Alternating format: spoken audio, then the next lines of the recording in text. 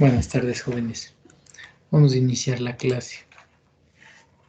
Entonces, vamos a continuar en la primera parte de nuestra clase con... Nos habíamos quedado en lo que es revisión bibliográfica, ¿no es cierto?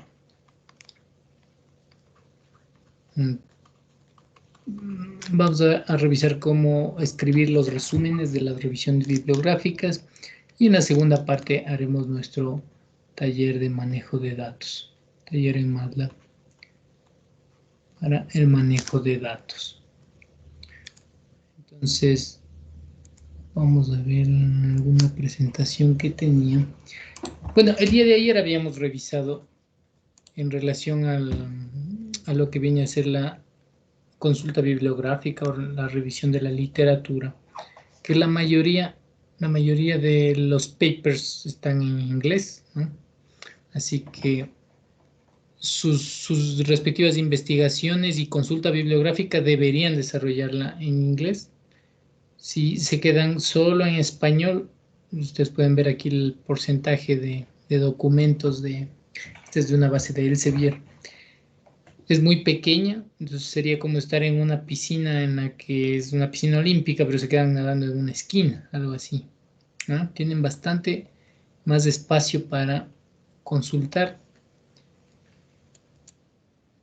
Básicamente vamos a ver cómo escribir resúmenes de esta revisión bibliográfica. Ya el día de ayer habíamos visto cómo acceder a las bases de datos, un poco cómo priorizar cuáles serían los papers importantes para nosotros. Vimos que había, por ejemplo, unas herramientas que me permitían ver papers relacionados al paper original. Siempre uno empieza por ahí. Suelen decirme los estudiantes, de un tema en particular, no hay tanta información, me dicen. Ahí solo he encontrado un paper. Eso es bastante dudoso. Casi que de todos los temas hay varios papers.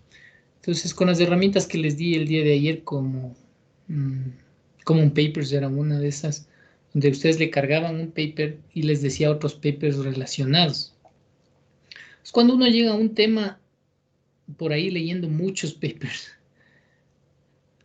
les había dicho que por cada oración a veces van a tener que leer unos 4 papers. Cuando llega un paper interesante, ya a partir de ese paper puede ir encontrando otros papers relacionados, o sea, yéndose a las referencias, a la lista de referencias de ese paper en particular, o cargándole en nuestra herramienta que nos relacionaba con otros papers similares.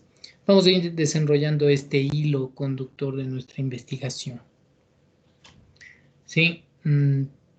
También habíamos visto que podríamos usar alguna herramienta de inteligencia artificial para que nos ayude resumiendo un poquito muchos papers que vamos a estar leyendo. Es bueno e interesante tener estas cartillas de ciertos papers ya resumidos para saber cuáles de ellos serían importantes a futuro. Todo lo vamos a ir guardando en nuestro gestor de referencias, cualquiera que nosotros hayamos escogido. Nosotros habíamos visto Mendeley, pero existe Zotero, EndNote, RedWords, varios otros gestores de referencias.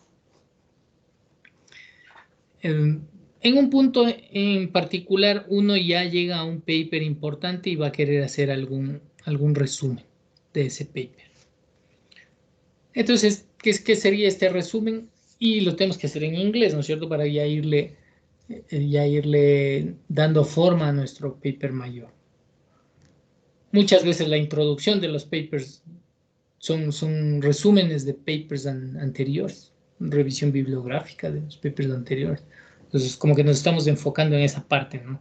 En la introducción, donde uno ve el estado del arte o cómo está la investigación de un tópico en particular. Sí, son pequeños resúmenes o sinopsis que han sido escritos por otras personas. Muchas veces el instructor o el tutor de la investigación nos pedirá algún resumen y nos puede decir en cualquier tamaño, ¿no es cierto? Quiero un resumen de un párrafo o quiero un resumen de una página, que sería más común. Y deberíamos estar en capacidad de hacer ese resumen en el tamaño que nos diga. En el caso más extremo nos pueden decir resúmame en una palabra y deberíamos estar en capacidad de resumirle en una palabra. Así de extremo debería ser esto. Normalmente va a ser en un párrafo, normalmente va a ser en una página lo que queremos hacer. Estos resúmenes podrían ser para nuestro uso personal o para referencias futuras en nuestra investigación. No siempre hay que hacer estos resúmenes. Muchas veces uno se topa con papers que no nos aportan mucho, así que los podríamos desechar. Por eso yo les había dicho que para escribir una oración a veces uno necesita unos 4 papers.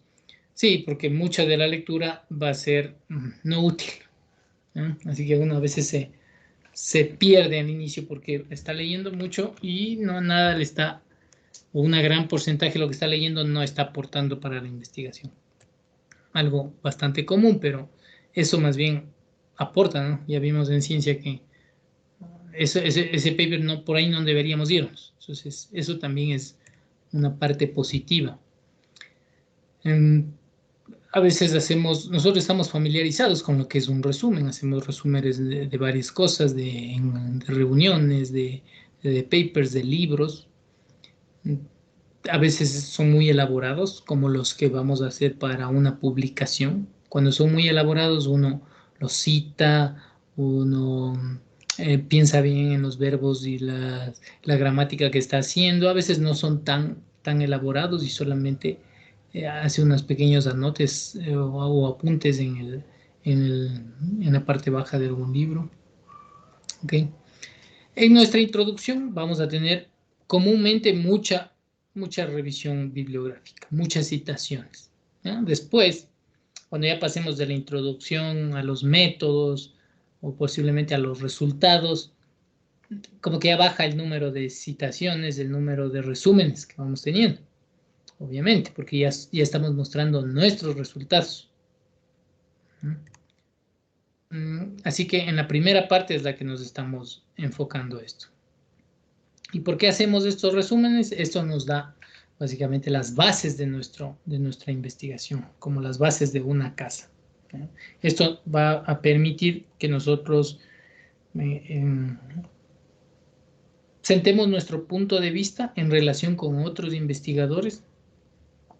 Esto nos va a ayudar a ganar credibilidad y van a ver otros miembros de la comunidad científica, van a ver que nosotros hemos realizado el esfuerzo adecuado para nuestra investigación, ¿no? Entonces, si voy a hacer un resumen de un paper, podrían ser estos pasos los que ustedes podrían seguir para este resumen. Primero vamos a hacer un escaneo general del paper.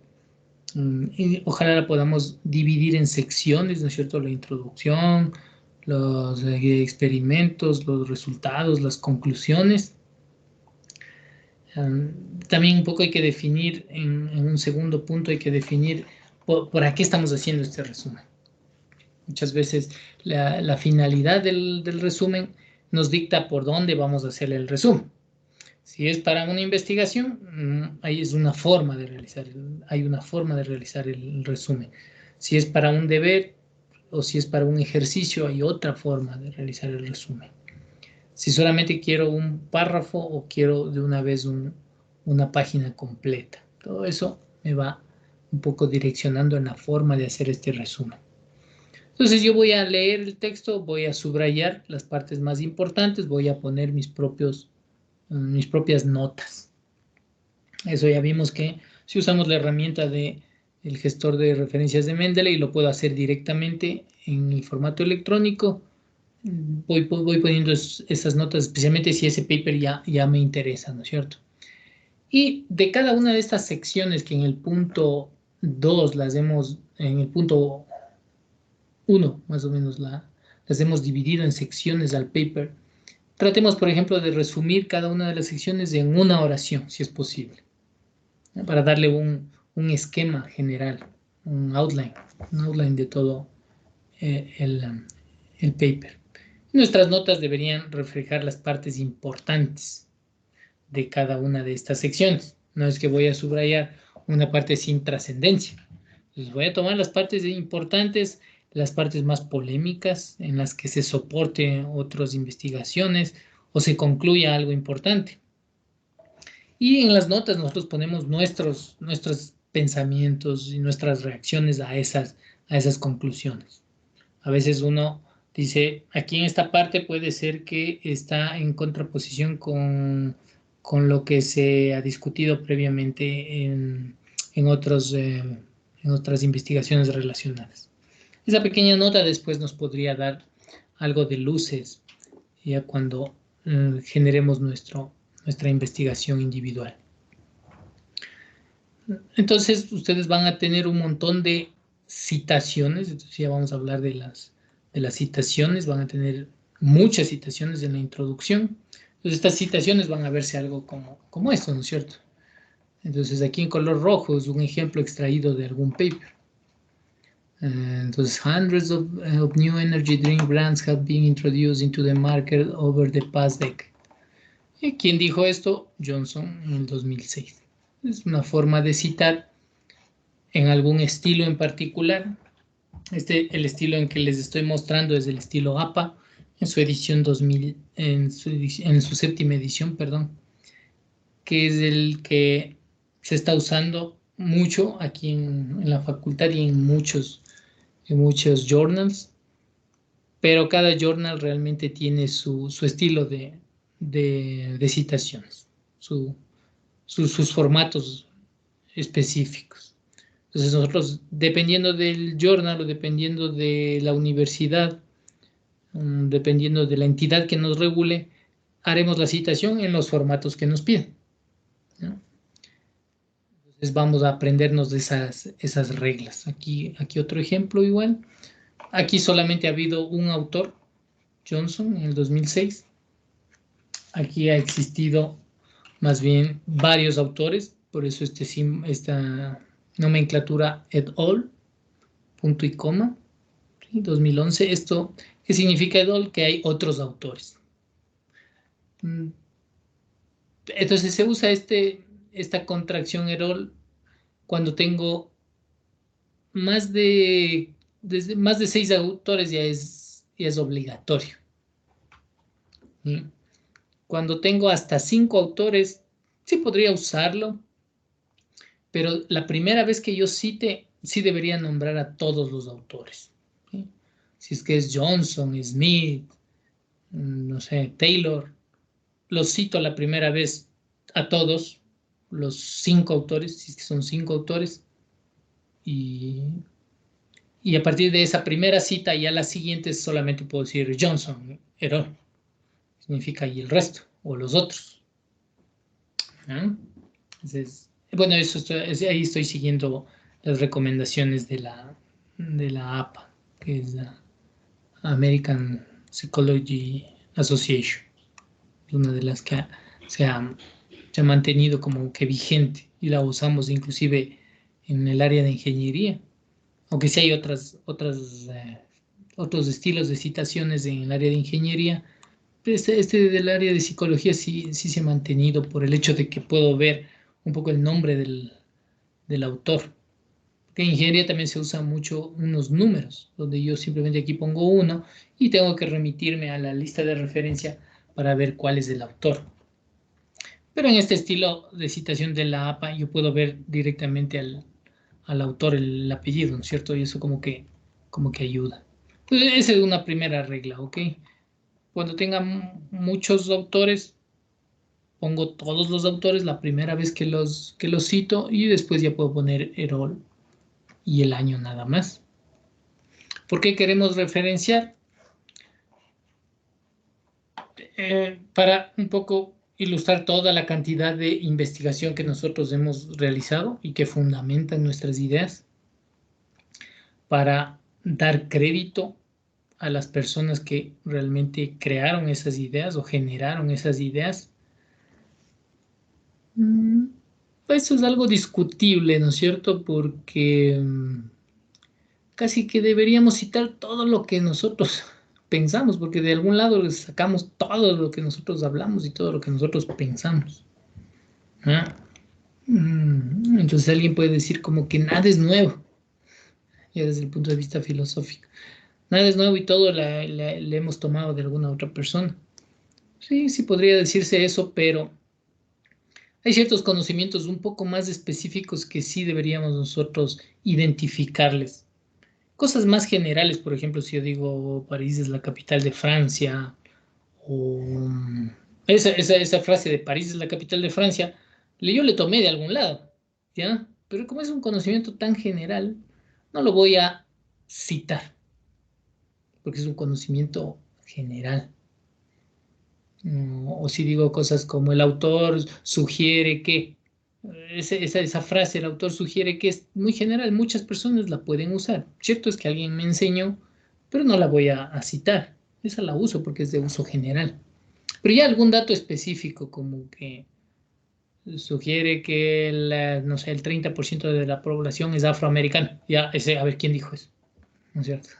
Yo tengo que citar sí, citar básicamente quién fue la persona que obtuvo ese dato.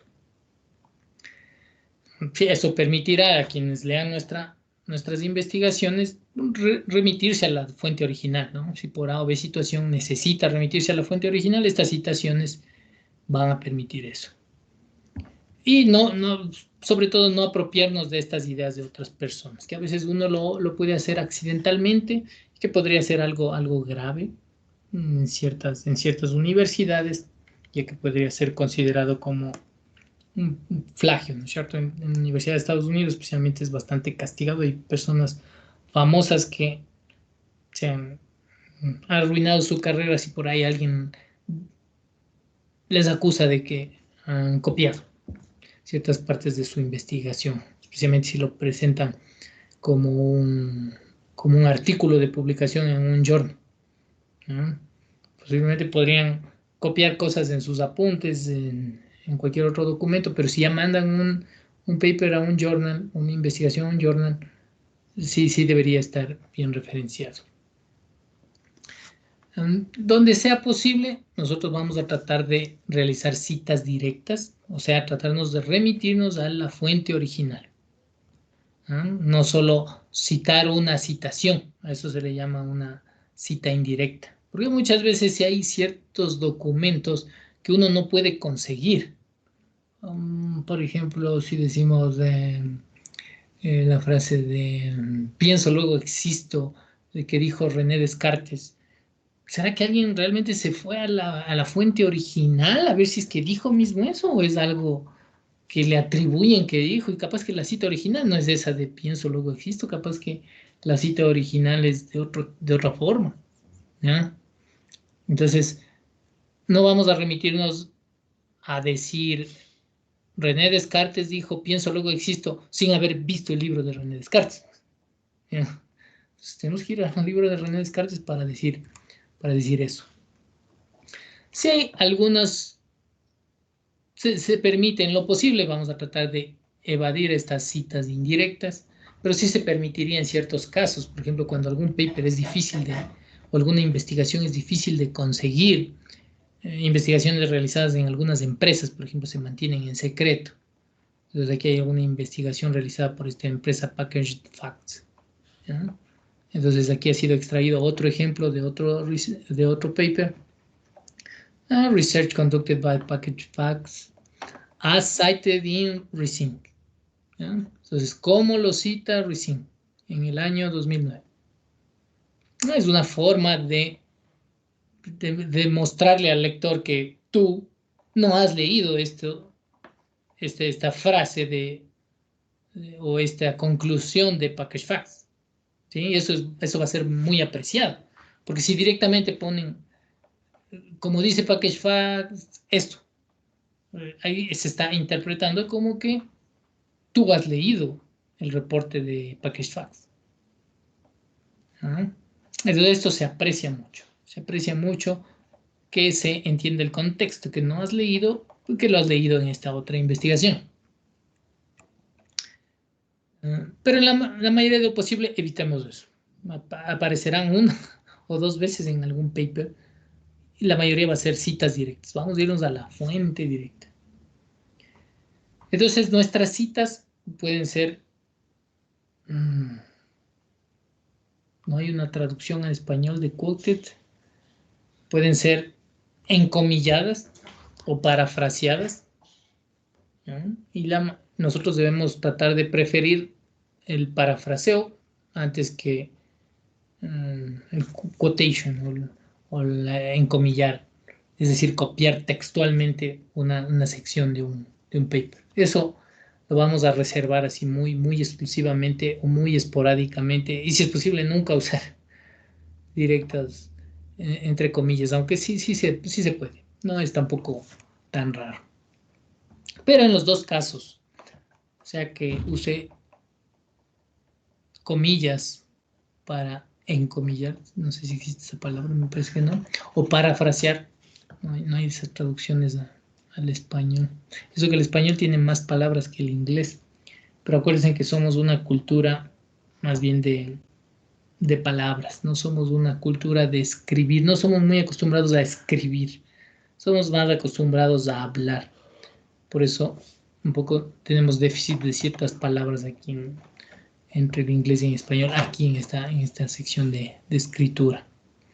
Pero en cualquiera de las dos opciones, sea eh, eh, la cita entre comillas y el parafraseo, eso creo que es lo mejor, cita entre comillas y el parafraseo, yo tengo que citar a la fuente original, de quién fue la idea.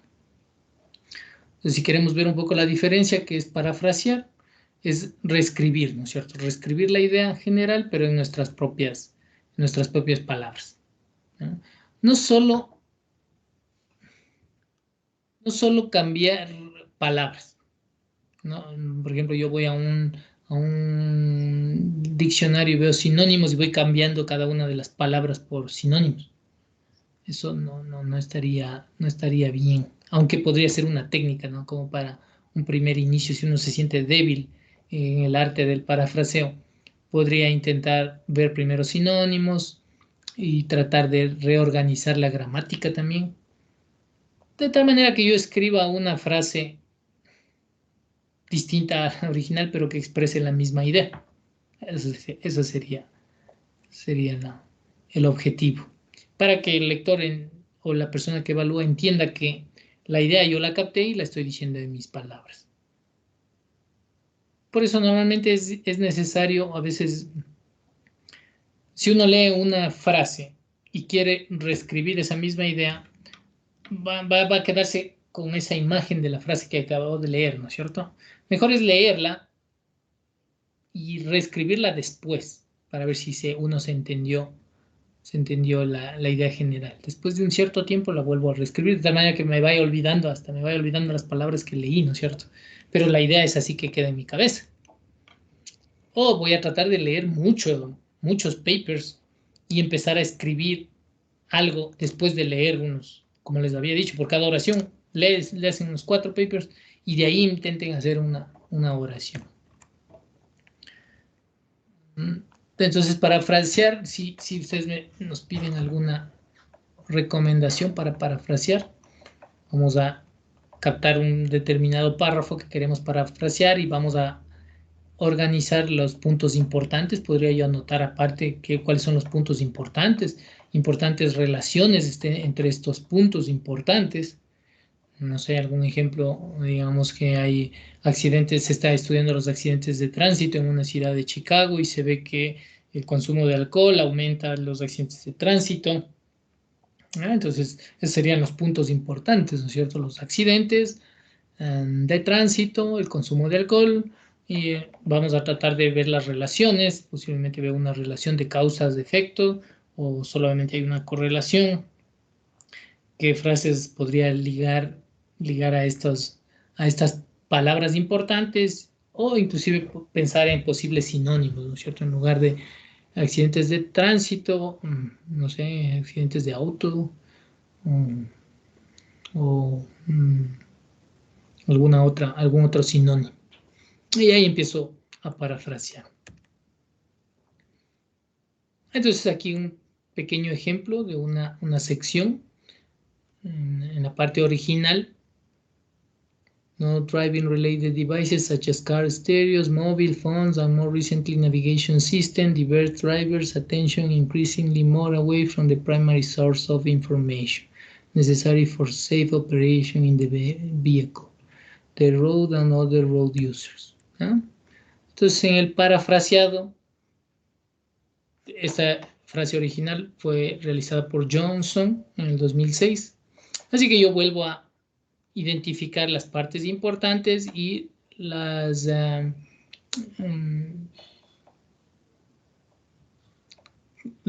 cómo conectar esas variables importantes. Entonces, say, driving practice may be compromised due to the presence of technology in cars that is not directly related to the vehicle operation, including cell phones, music players, and GPS. Aquí está un paréntesis de más.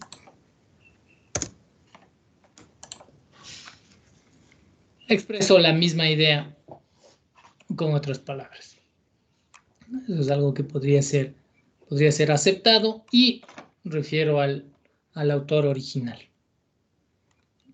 Mientras más practiquen esto, más técnicos se van a hacer en el arte del parafraseo. De todas maneras, también hay algunas herramientas online que uno puede encontrar para parafrasear. No son muy buenas, especialmente si confío más en el criterio de los autores que en estas herramientas, pero existen algunas. Quillboot, aquí les he puesto algunos ejemplos. Uno podría ingresar como que a estas páginas para ver cómo lucen. Uno puede pegar un texto y tratar de parafrasear. Entonces alguna máquina, algún algoritmo va a tratar de buscar alguna forma de parafrasear esto. ¿Sí? Algunos son mejores que otros, pero les podría dar un punto de partida importante, especialmente si no se sienten fuertes en este arte del parafraseo y para que no se les acuse después también de flagio. Pero lo que les digo, nada le va a ganar al hecho de que ustedes lean muchos papers, capten la idea principal y vuelvan a reescribirla después de un cierto tiempo con sus propias palabras. Eso va a ser mucho más efectivo, buscando los puntos importantes, las relaciones entre los mismos, buscando sinónimos. Eso va a ser mucho más efectivo que estas herramientas, pero por si acaso les dejo en caso de que se sientan débiles en ese sentido. El citado entre comillas, ese es más raro, pero sí existe. Yo puedo copiar directamente palabra por palabra y pongo entre comillas, ¿no es cierto? Pero el día de ayer revisaba una tesis donde un estudiante había copiado palabra por palabra de una tesis en inglés y le ponía entre comillas y la cita. Pero él le ponía en español, pues. Y eso estaría incorrecto porque ahí me está diciendo este autor, Johnson, pensemos, dijo esta cosa que está aquí entre comillas. Y en español, no, pero Johnson estaba en inglés. Así que entre comillas esa cosa en español no es lo que dijo John. ¿Se entiende? O sea, ya si le puse en un traductor, ya le estoy de alguna manera parafraseando, pues, o sea, no es lo que dijo el autor original, estoy cambiando lo que el autor original dijo. ¿No? Así que ahí un poco discutible que use entre comillas. Directamente parafrasear todo, si están escribiendo en español su cita y la cita original es en inglés. Posiblemente voy a hacer una traducción, o no es lo recomendable, más bien capto la idea y directo la escribo en español y hago un parafraseo. Justo el día de ayer les digo que estaba haciendo algunas correcciones al respecto. Sí, no vamos a confiar mucho en estas citas entre comillas, sino muy raro, unas 2 o 3. Entonces aquí algunos ejemplos. Ustedes van a poder ver. One study found that the listener's familiarity with the topic of discussion greatly facilitates the interpretation of the entire message. ¿Quién dijo esto? Estos dos autores. Esto como que se puede hacer, ¿no es cierto? Este símbolo que significa I. Esto es dentro de las normas de la APA. Y siempre que hago una cita entre comillas, como esta que está aquí, no solo pongo el año, sino también pongo la página. Esto es obligatorio en la norma APA. Entonces no vayan a hacerlo como en el caso de acá de las parafraseo, donde no es necesario, aunque si quieren le pueden poner la página, si ustedes consideran por alguna situación que se necesita, pueden ponerle la página, pero ciertamente que en la citada, entre comillas, ahí sí que es obligatoria la página. No se vayan a olvidar de eso. Cuando estoy citando entre comillas algo muy extenso, digamos un párrafo completo, lo que se hace es a todo el párrafo darle un espaciado, ¿no es cierto? Un espaciado al inicio y un espaciado al final. O sea, como que el párrafo debería quedar, si es que esta es mi tesis, el párrafo va a quedar aquí como que en el centro, con un espaciado, un indentado al inicio de todo el párrafo y un indentado al final. Y yo les recomiendo que pongan entre comillas también, aunque no es necesario. Ya el indentado ya significa que ha sido una cita entre comillas, pero yo les recomiendo que pongan porque los software que detectan eh, copia o detectan originalidad, básicamente se esquivan de las partes que tienen entre comillas. Entonces, como para asegurarnos que el software entienda que lo que está entre comillas hemos copiado y estamos dando la referencia adecuada, entonces también, aparte de hacerle ese indentado inicial y final, póngale entre comillas. Entonces, como que se, como que se facilitan las cosas. Sí, si quiero hacer un resumen de un paper, me puedo hacer algunas preguntas. Ustedes podrían tener un formulario como este y irse preguntando cuál es el problema principal de esta publicación, qué está atacando esta publicación, qué es lo importante. Cada publicación menciona algo importante, cuáles fueron los métodos, ¿no es cierto?, para resolver esa cosa importante que está atacando la publicación, a cuál solución llegaron, cómo lo hicieron, y qué es de diferente en ese artículo que están revisando de otros artículos, cuáles son las ventajas y las desventajas. Esto es como una guía.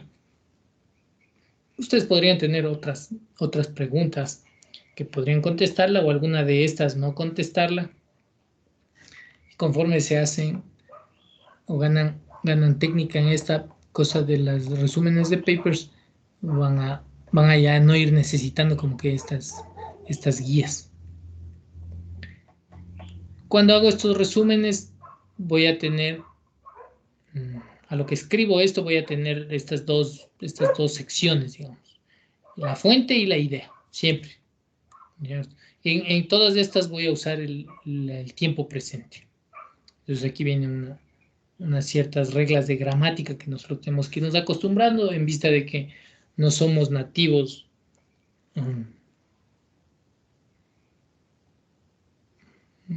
La lengua inglés, el inglés no es nuestra lengua madre, ¿sí? Entonces tenemos que irnos acordando, y de la mayoría de científicos alrededor del mundo no es la lengua madre, así que muchas veces escribimos mejor que eh, los nativos angloparlantes, porque no se habla muy adecuadamente, no se habla usando todas las reglas de la gramática. A veces es más fácil aprenderse todas estas reglas de la gramática desde cero para una persona que no ha hablado inglés toda su vida, se aprende las reglas y ya. Que una persona que ha usado mal el inglés toda su vida, volver a empezar a veces es más complejo. Entonces, sí tenemos ahí, por ejemplo, una ventaja. Entonces aquí, according to Fairchild 2011 y coma, ponemos la idea principal. Todos estos resúmenes van a aparecerse, aunque ustedes no lo crean. Aquí, How Nails 2009, paper on Fluoridation discusses and the main idea. Y ponemos la idea principal ahí, en donde yo he puesto aquí esta raya.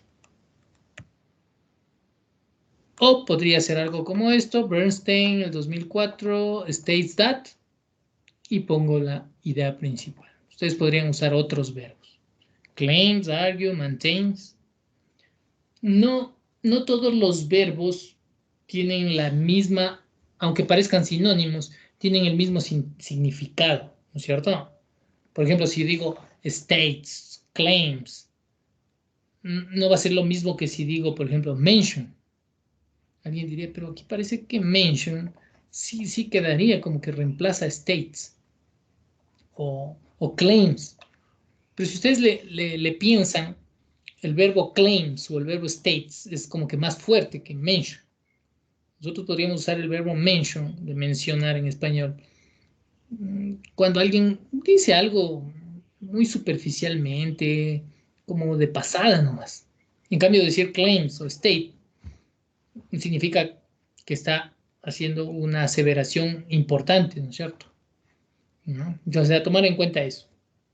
No todos los verbos, por más que sean sinónimos y lo encuentren en un diccionario como sinónimos, realmente transmiten la misma idea. Algo así sería el mensaje que les quiero decir.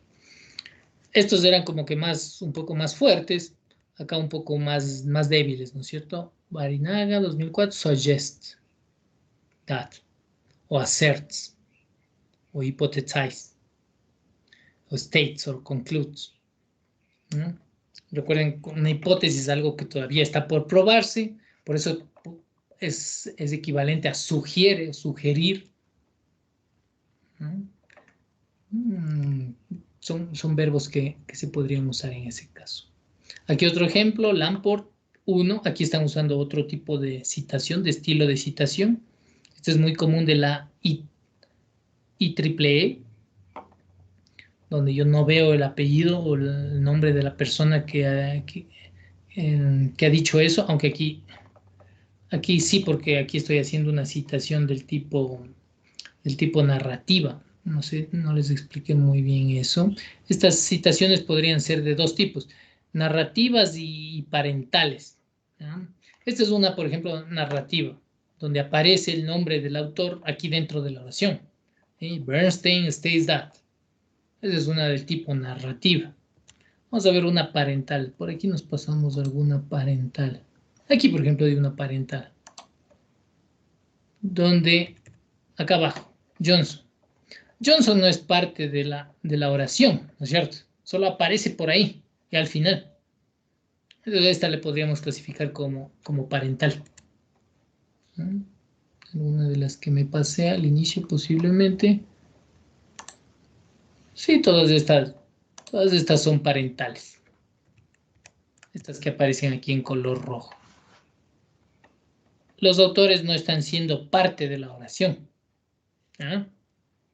En cambio, si volvemos un poco acá, a todas estas, ahí sí que el autor está siendo parte de la oración. Entonces es una citación narrativa. Eso también es un tipo de citación, si quieren clasificarle la citación. También podríamos usar algo como esto, una frase algo así, donde ponemos la idea principal al inicio y decimos was first reported in y la citación correspondiente. También se puede. Aquí reported puede ser intercambiado por proposed, identified, given. Todas esas son soluciones alternativas. Traten de tener esto como una guía al momento que redactan sus respectivos papers. Entonces ustedes van a citar siguiendo cualquiera de estas normativas. La APA, American Psychological Association, o MLA, son las más comunes, Modern Language Association.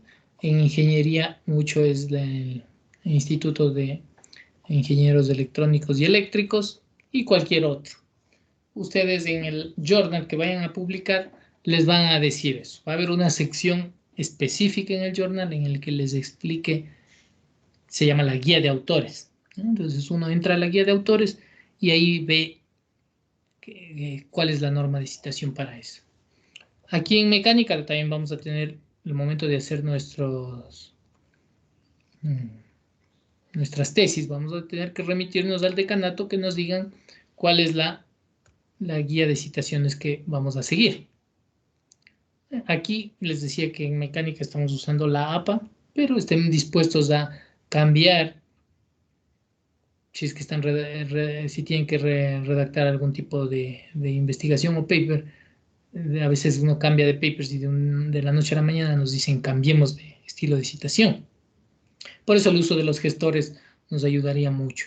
Directamente en el gestor haríamos la recitación en el nuevo estilo de manera sencilla. Entonces, si seguimos la APA, aquí hay algunos ejemplos. ¿Ok?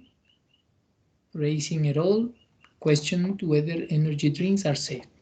The safety of energy drink has not been established. In their study of energy drink, Raising it all suggests that energy drinks might not be entirely safe. They also indicate that more research is needed. Todos estos son formas. Aquí pueden identificar ustedes cuál de estas son citaciones narrativas y parentales, ¿cierto? Narrativa la primera, parental la segunda, narrativa la siguiente. En APA, cuando tengo dos autores, algo ya adelantamos de esto, les tengo que escribir a los dos autores, Michael and Smith, 2017, State, o puedo poner así entre paréntesis, Michael y este símbolo, y Smith, 2017. En el caso de la cita parental, una cita, en este caso narrativa, uso la palabra and. Si tengo 3 autores o más, o 4 o 5 autores, la primera vez que les cite, tengo que mencionar a todos esos autores. ¿Sí?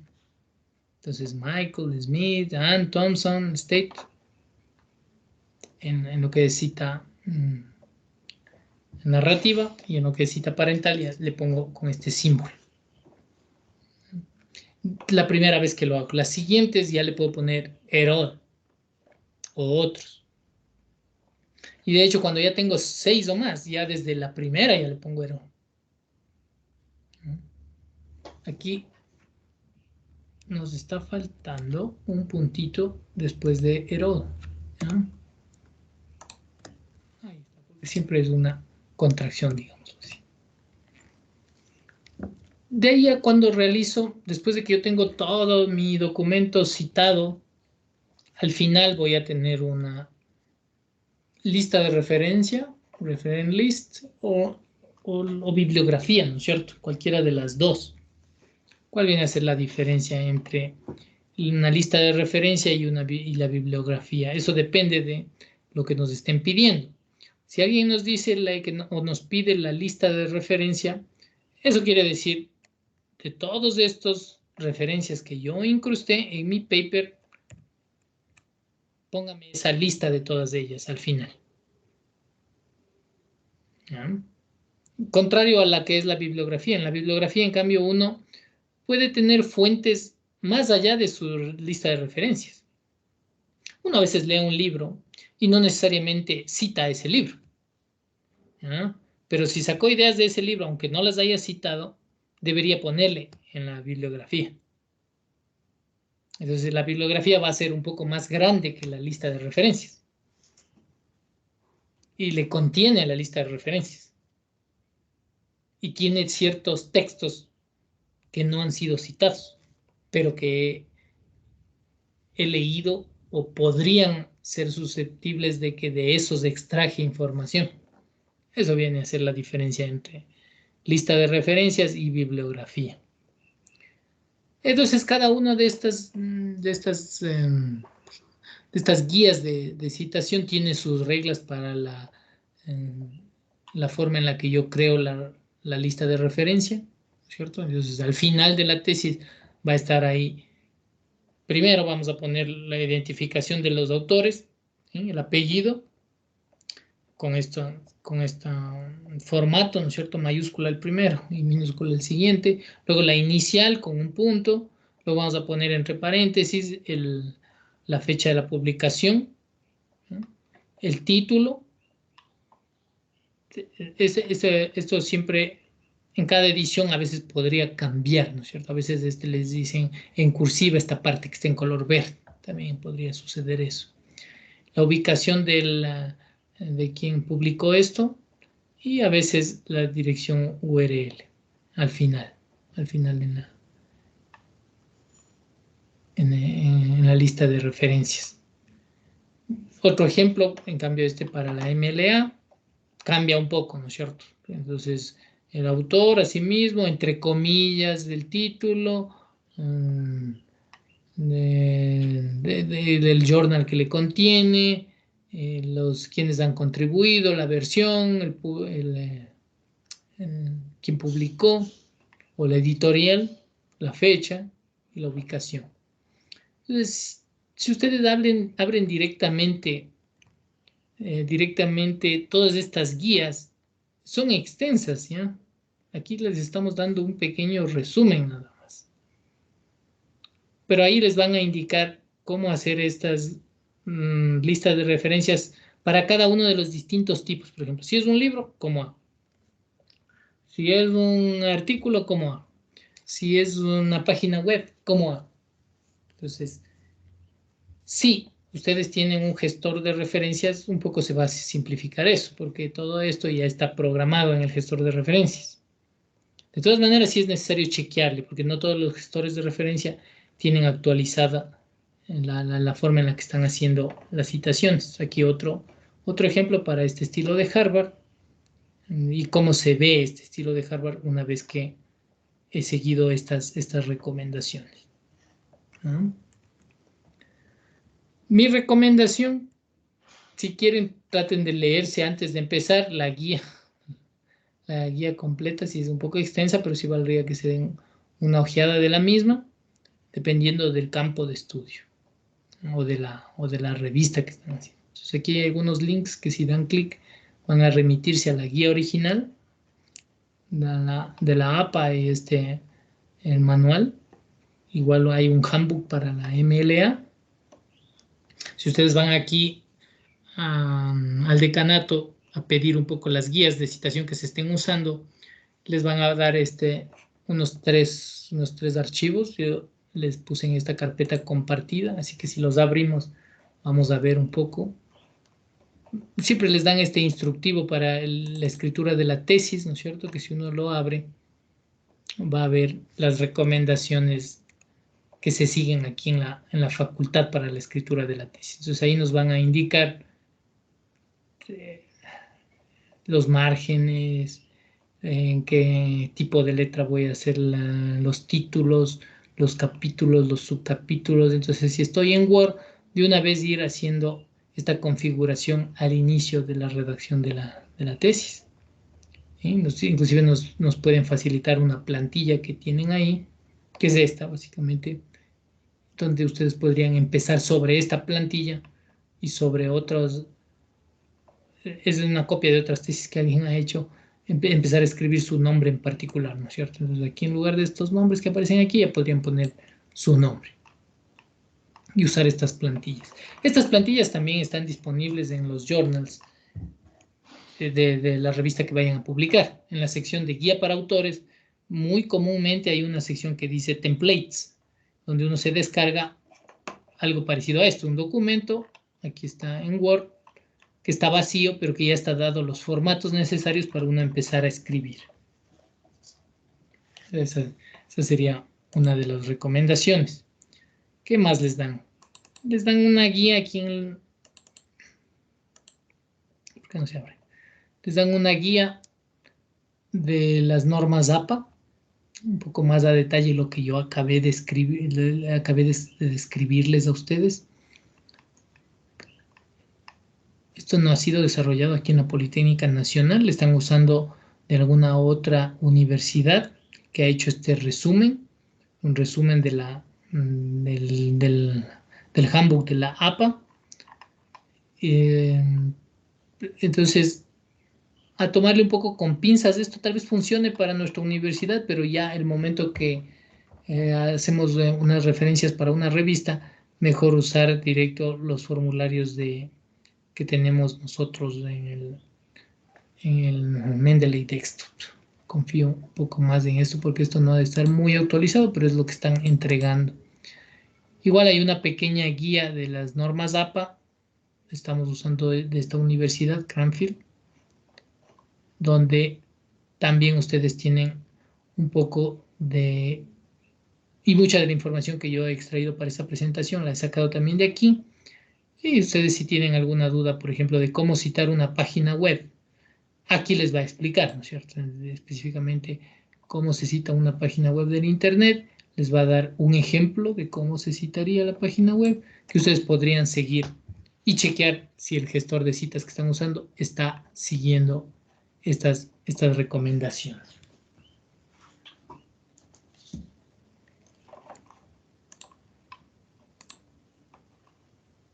De algunos estudios de resúmenes que se hacen de papers, se puede extraer, por ejemplo, cuáles son los verbos más usados.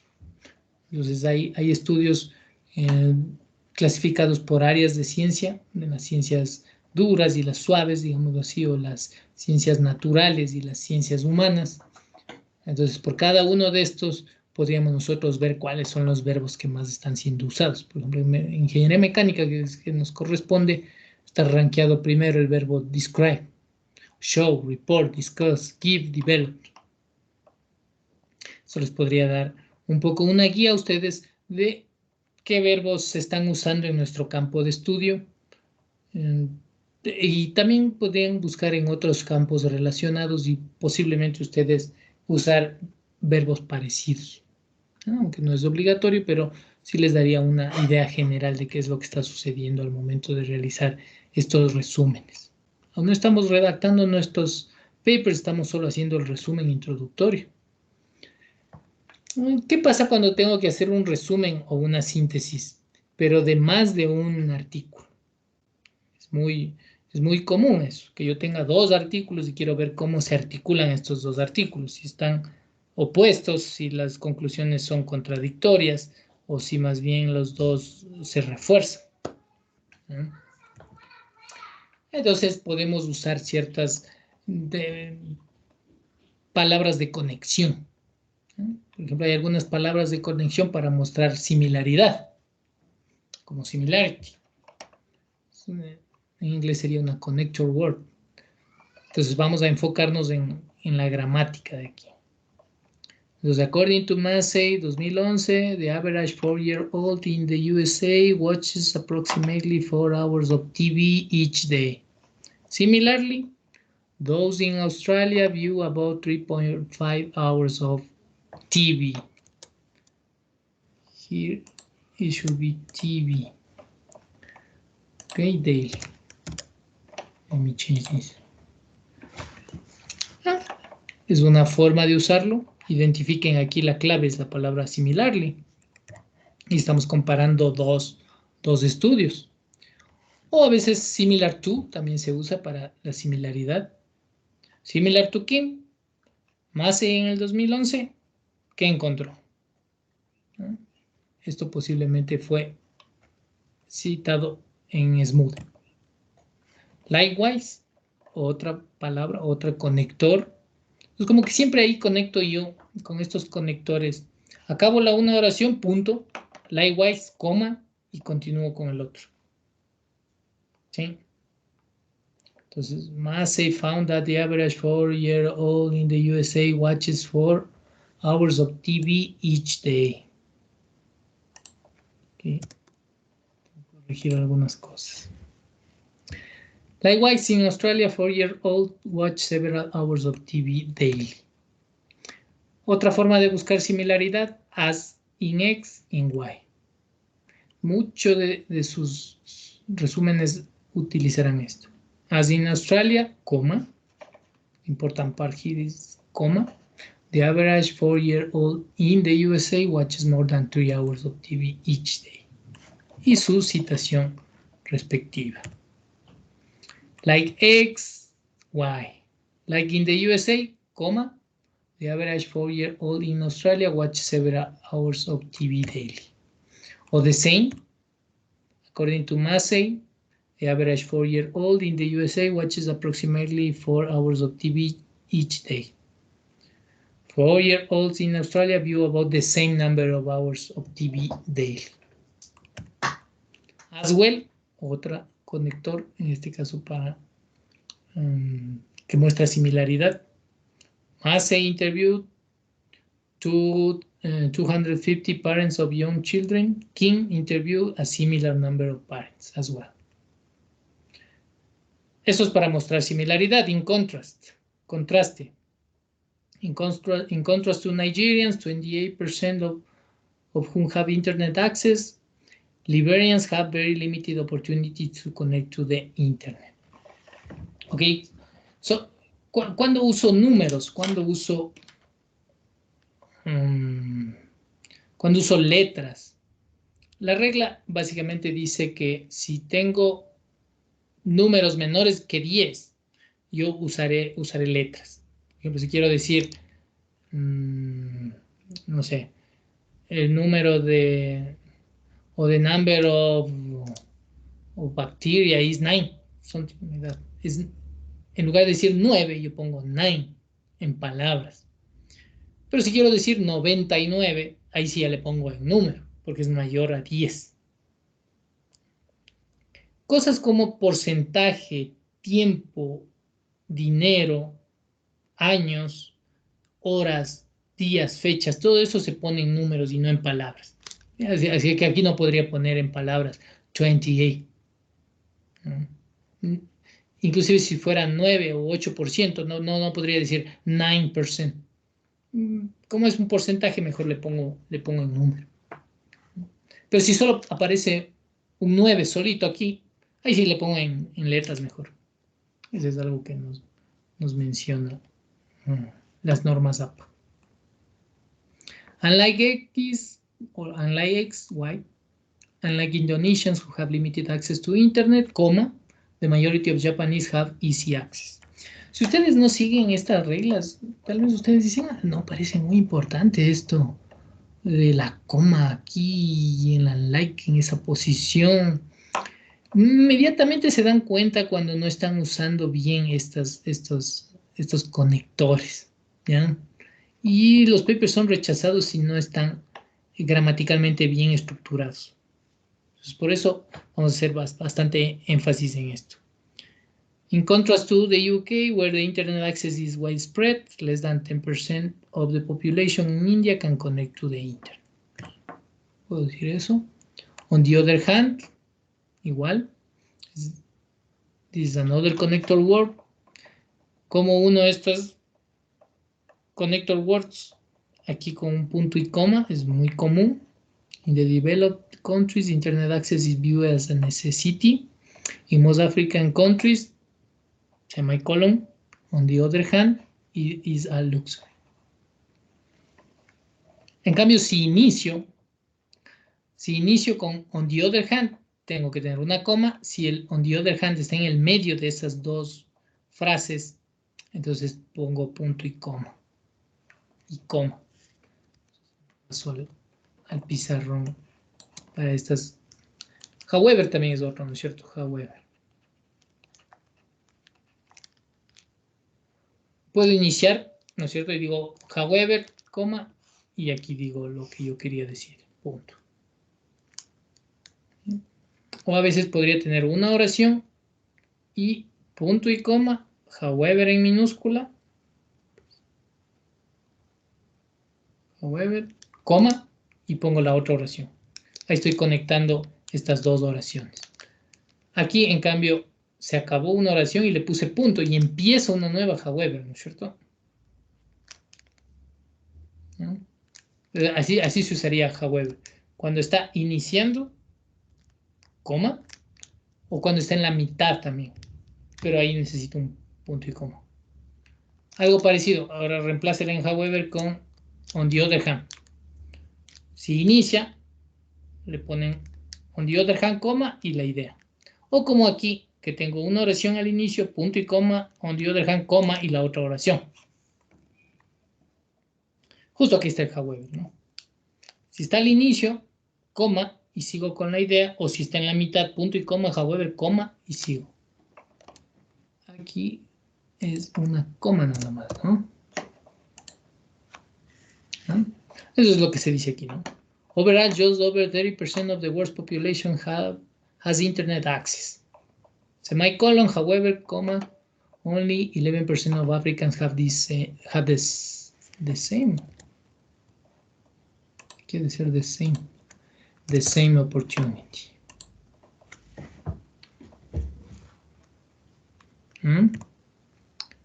But, esta but es, en inglés se llaman coordinated conjunctions.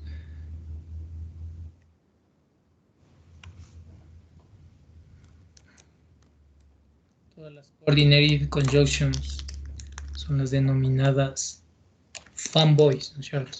Fanboys. For, and, not, but, or,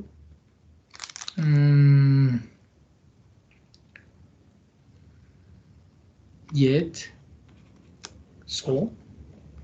Entonces todas estas se usan una en cláusulas, no oraciones, ¿no es cierto? Pues una cláusula, coma, la respectiva coordinated conjunction, por ejemplo, but, y la otra clause, punto. No son oraciones, sino son cláusulas. Quiere decir que no existen independientes. ¿Sí? Esta de aquí no existiría independiente que esta de acá.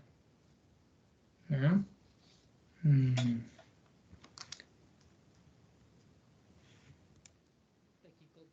¿Qué ejemplo tenemos? Nearly 45% of the Turkish population can easily access the internet, but in nearby Syria, this is possibly for only 20% of the population. Necesito un poco esta cláusula de aquí para que exista junto a la de arriba. Entonces, coma, but. Whereas en la mitad, whereas 16% of the Argentinians have internet access, comma, only 8% of the Colombians do. While 80% of South Koreans consider themselves to be frequent internet users, comma, 50% of Brazilians do so. Lee en el 2011.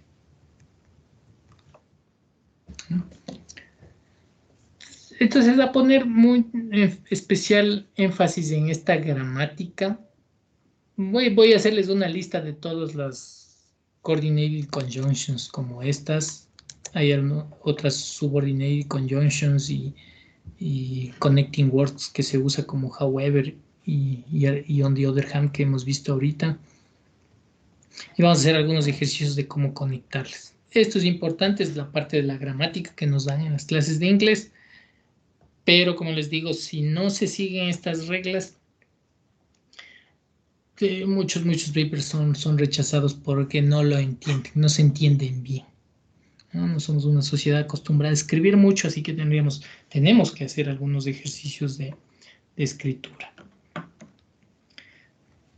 Ahí detengámonos en la primera parte de nuestra clase para pasar a la segunda parte que tiene que ver siempre con el manejo de datos, que es una parte importante de este curso. Pues permítanme cerrar esto y vamos un poco a ver las